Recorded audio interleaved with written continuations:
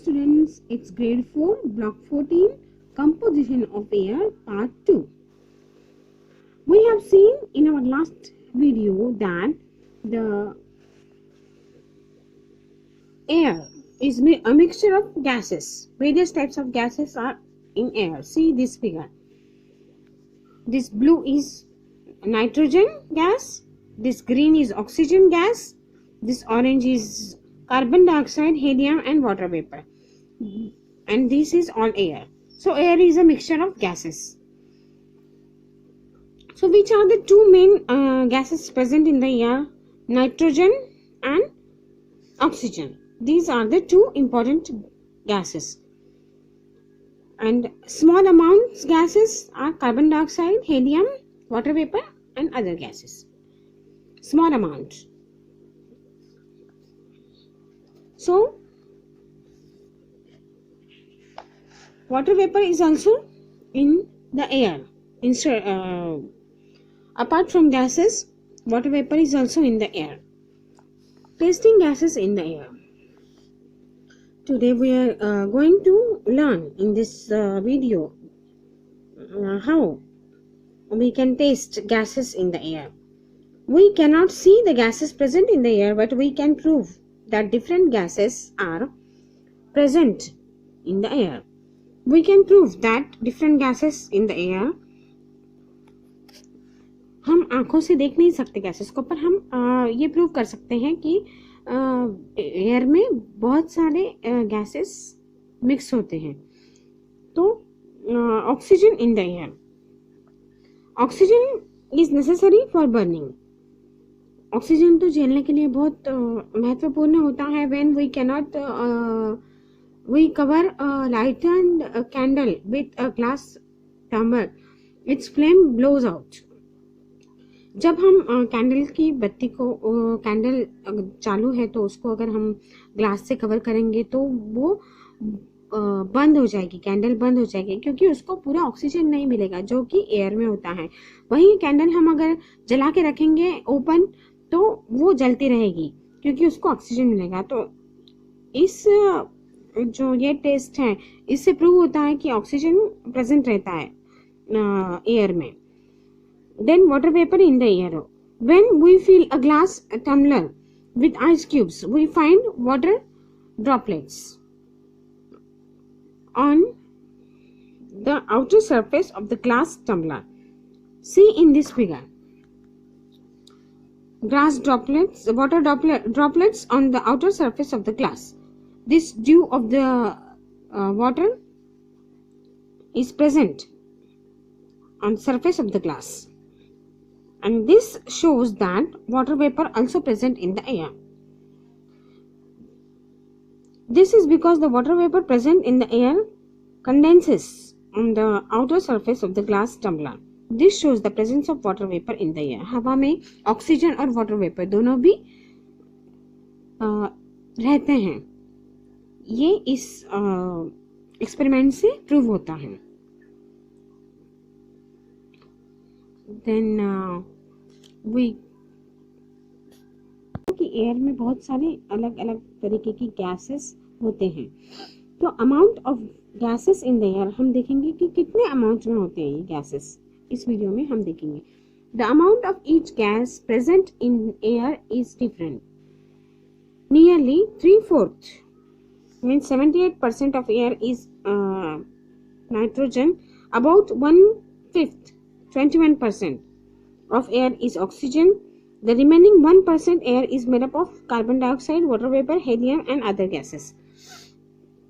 तो 78% सबसे ज़्यादा जो परसेंट है वो नाइट्रोजन का है एयर में, 21% ऑक्सीजन का है और 1% अदर गैसेस हैं, वाटर वेपर है. The amount of gases present in the air does not remain the same. It changes because of many reasons. On high mountains, the amount of oxygen present in the air is less. Therefore, mountaineers need to carry oxygen cylinders so they can breathe easily.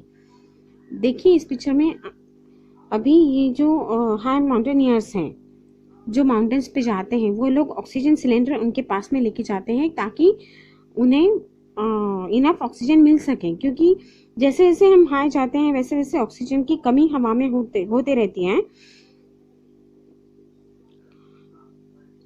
The amount of water vapor in the air also keeps changing. It can be less on a dry day, but more on a rainy day. Water vapour भी air में रहता है, पर dry day में ये amount कम रहता है, but rainy day में ये अमाउंट ज़्यादा रहता है. Also near sea or other water bodies, amount of water vapor present in the air is high. और वाटर वेपर के में जो भी सी एरिया वाटर बॉडीज है उसके आसपास भी वाटर वेपर ज़्यादा क्वांटिटी में रहता है. The amount of oxygen and carbon dioxide में also change because of air pollution. और एयर पोल्यूशन की वजह से भी ये अमाउंट कम ज़्यादा होती रहती है. जैसे carbon dioxide in the air increases due to pollution. अब ये देखिए फैक्ट्रीज में से कार्बन डाइऑक्साइड जो है वो बाहर जा रहा है, तो इसका अमाउंट बढ़ जाता है. और इस पिक्चर में आपको दिखाया है कि oxygen is less in on high mountains. So अब यूजेस ऑफ सम गैसेस, हम इस वीडियो में ये भी देखेंगे कि क्या क्या यूजेस हैं गैसेस के. ऑक्सीजन का तो यूज़ हमें मालूम ही है, पर हम देखेंगे नाइट्रोजन और कार्बन डाइऑक्साइड वाटर वेपर जैसे गैसेस का यूज़ क्या है हमें. The gases present in the air are very useful for us. Nitrogen, farmers use nitrogen fertilizers for better growth of plants. अब नाइट्रोजन जो है वो यूज़ होता है फार्मिंग में फर्टिलाइजर्स जैसे, मतलब प्लांट्स की ग्रोथ के लिए नाइट्रोजन ज़्यादा ज़रूरी है. ऑक्सीजन लिविंग थिंग्स के लिए ज़रूरी है जो कि सांस लेते हैं. Living things need oxygen to breathe in space where there is no oxygen. Astronauts need to carry oxygen cylinders. Oxygen cylinders are kept in hospitals for patients who are not able to breathe easily. See in figure number 7. Oxygen is also needed for burning. अब ये oxygen cylinder है जो कि hospitals में use होता है patients के लिए जो ब्रीथ नहीं कर सकते प्रॉपरली उनके लिए. कार्बन डाइऑक्साइड का यूज है. Plants need carbon dioxide to make food. अब ये जो कार्बन डाइऑक्साइड है ये फायर एक्सटिंग्विशर्स